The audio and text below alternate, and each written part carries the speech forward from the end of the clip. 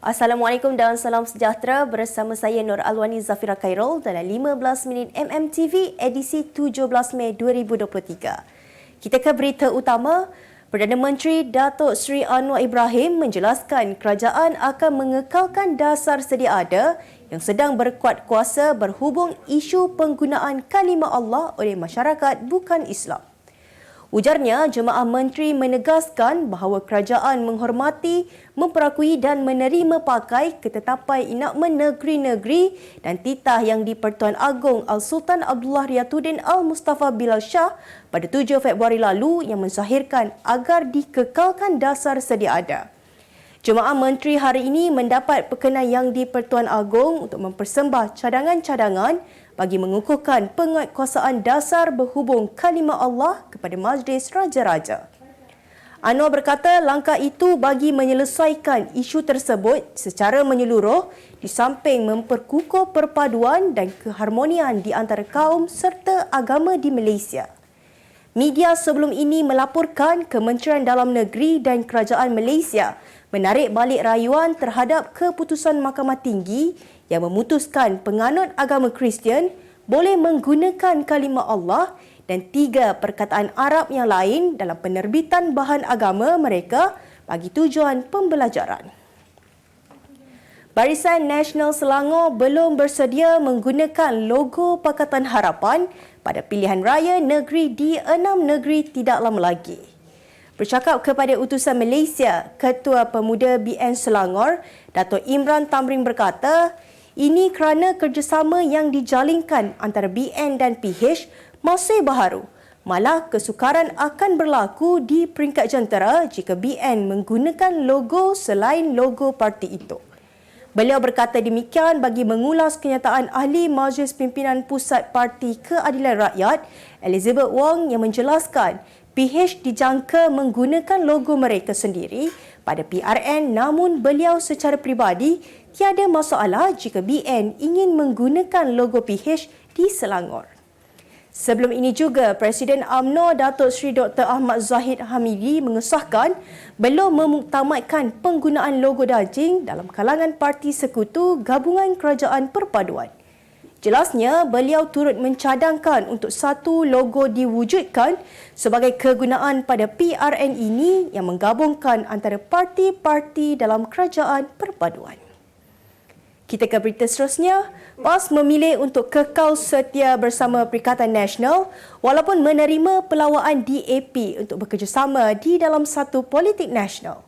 Bercakap kepada utusan Malaysia, Timbalan Presiden PAS Datuk Seri Tuan Ibrahim Tuan Man berkata, pihaknya tidak sesekali memungkiri janji dan berbohong kepada pengundi dengan meninggalkan PN setelah parti itu memilih bersama-sama komponen lain di bawah satu gabungan pada pilihan raya umum ke-15. Beliau mengulas kenyataan pemimpin veteran DAP Lim Kit Siang yang mencadangkan kerajaan perpaduan untuk menghulurkan tangan kerjasama dengan PAS menjelang pilihan raya negeri ini.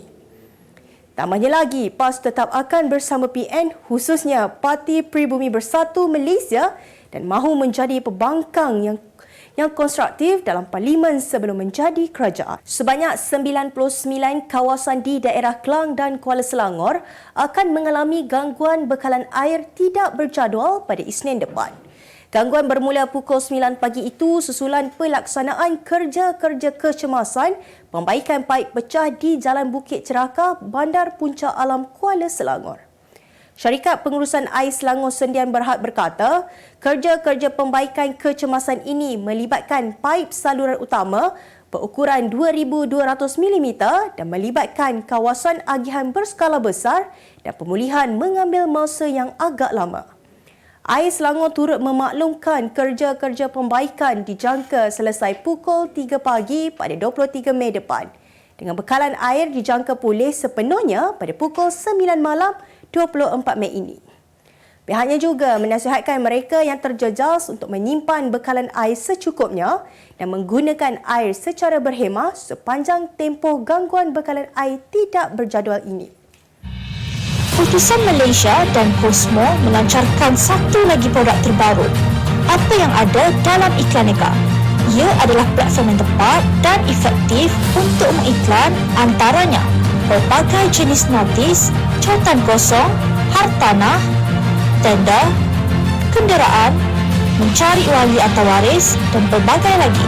Apa yang anda cari, semuanya ada di sini. 2 dalam 1. Layari iklaneka.utusan.com.my. Kembali lagi. Sebahagian daripada bangunan pusat beli belah Mid Valley di Ibu Negara terbakar dipercayai berpunca dari sebuah bilik pencawang elektrik. Dalam kejadian kira-kira pukul 10 pagi tadi, api marak keluar dari pencawang tersebut dan orang ramai yang melalui lebuh raya persekutuan yang terletak berhampiran pusat beli belah itu menyaksikan kebakaran berkenaan. Jurucakap Pusat Gerakan Operasi Jambatan Bomba dan Penyelamat Malaysia Kuala Lumpur berkata, pihaknya menerima panggilan kira-kira pukul 10.38 pagi.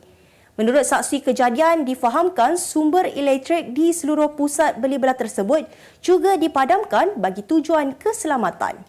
Ratusan individu diarah keluar dari bangunan pusat beli belah berkenaan bagi kerja-kerja pemadaman. Nama penyanyi Fina Jebat kembali menjadi bualan apabila didakwa sudah bercerai dengan suaminya yang juga bekas jurulatih bola sepak terkenal, Datuk Zainal Abidin Hassan. Perkara itu mula tersebar selepas anak perempuan Zainal iaitu Zahira Aisyah meninggalkan sebuah komen di media sosial yang menyatakan bapanya sudah menceraikan Fina serta menafikan kenyataan bahawa ibunya dan Fina sudah pun berbaik.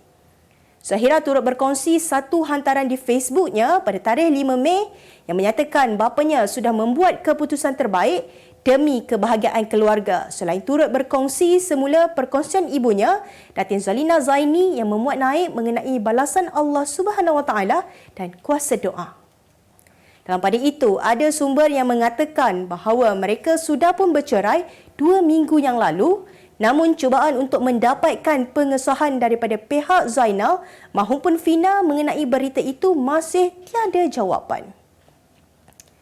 Kita beralih ke berita dunia.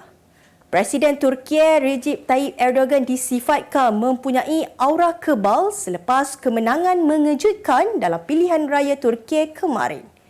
Sekaligus meletakkan beliau pada landasan yang kukuh untuk melanjutkan rekod sebagai pemimpin paling lama berkhidmat di negara itu. Kiraan undian terakhir yang dilakukan menunjukkan Erdogan mengalahkan pencabar utamanya, Kemal Kılıçdaroğlu dengan mendapat 49.5% undian. Kılıçdaroğlu dalam pada itu menerima 44.9% undian selain calon nasionalis Sinan Oğan hanya mendapat 5.2%. Disebabkan kedua-dua Erdogan dan Kılıçdaroğlu gagal mendapatkan 50% undian, pusingan kedua undian akan berlangsung pada 28 Mei ini bagi menentukan pemenang sekaligus menjadi Presiden Turki. Kebanyakan penganalisis percaya Kılıçdaroğlu dan 6 parti Pakatan Pembangkang berdepan kesukaran menghentikan momentum Erdogan sebelum pusingan kedua nanti. Kemas kini pengetahuan anda tentang isu ekonomi dan pasaran. Merangkumi sektor hartanah, perniagaan, keuangan, komoditi, IKS, halal niaga dan dunia korporat. Sentiasa ikuti perkembangan ekonomi semasa di dalam dan luar negara. Semua informasi terkini hanya di hujung jari. Dapatkan edisi ringgit setiap Isnin hanya di akhbar Utusan Malaysia. Kita teruskan ke segmen halal niaga minggu ini. Konsep cucian Islamik ini antara kelainan yang ditampilkan kedai Dobi Desa dalam memberikan perkhidmatan cucian pakaian yang terbaik buat pelanggan. Beroperasi di Klang Selangor, menariknya kedai Dobi milik Abdul Syafiq Abdul Aziz ini menggunakan produk pewangi pakaian ciptaan mereka sendiri iaitu Waisa untuk memberikan kesegaran dan bau eksklusif.